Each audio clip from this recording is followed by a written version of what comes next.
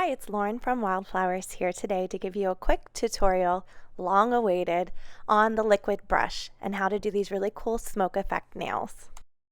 Basically, the liquid brush is just a brush whose handle can be filled with liquid.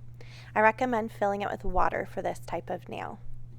Now you can fill it by using a pipette, or you can submerge it like the water toys we used to play with at the swimming pool. You just stick it underwater and give it a squeeze.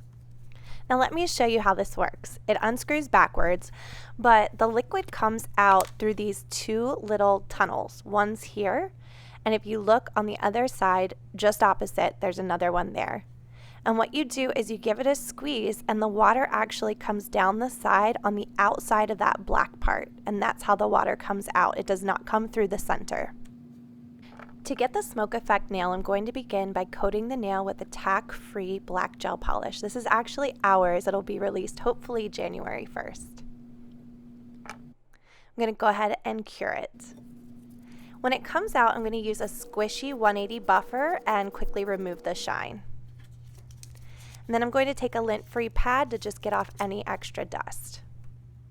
Next, I'll use our art paints in the color powder, which is white, and you only need the tiniest little drop. It's super pigmented and it has a great viscosity.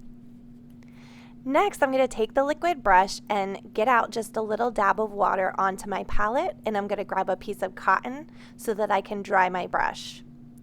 I take a little bit of the art paint and a little bit of water and get a watered down version, and I go blah, blah, blah, blah, blah, blah, right across the nail. Now, acrylic water-based paint dries from the outside in, so that outer shape is drying. And what I'm going to do is take some of my water and I'm going to fill in, and all of that wet paint that's on the inside is going to become loosened up, and I can actually dry my brush and it will kind of suck out that water and leave it looking like a smoke effect. See, that outer design is dry. I'm going to let this air dry. Now, if I want to, I can come back again with the second layer. And again, feel free to make it more watery or more pigmented depending on the look you're going for. But it's important to let it dry in between, otherwise you'll lose the effect from the original design.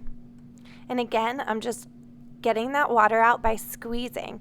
The liquid brush is kind of an alternative to having a cup of water that you could easily spill over.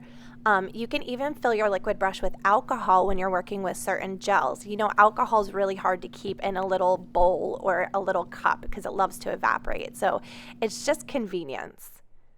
Next, you'll let it air dry. And again, one more time, I'm going to come over this. And as you're doing this on all 10 nails, it's really easy to let that air dry because you're just moving right on to the next nail. Again, laying down my first layer, drying my brush, and then coming through to suck that back up. Again, you want to let it air dry completely. One of the reasons why I like to buff the nail is because if it's still wet, it looks shiny. If you leave the nail shiny, it's hard to tell what's wet and what's dry.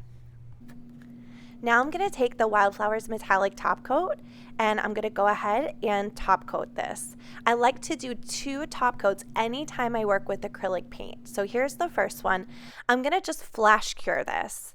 Bring it back out, and now I'm going to apply my second coat of top coat, and this one I'll give a full cure.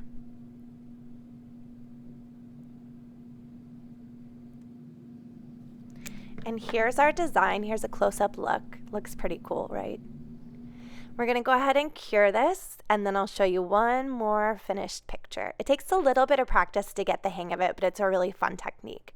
Everything's available at wildflowersnails.com.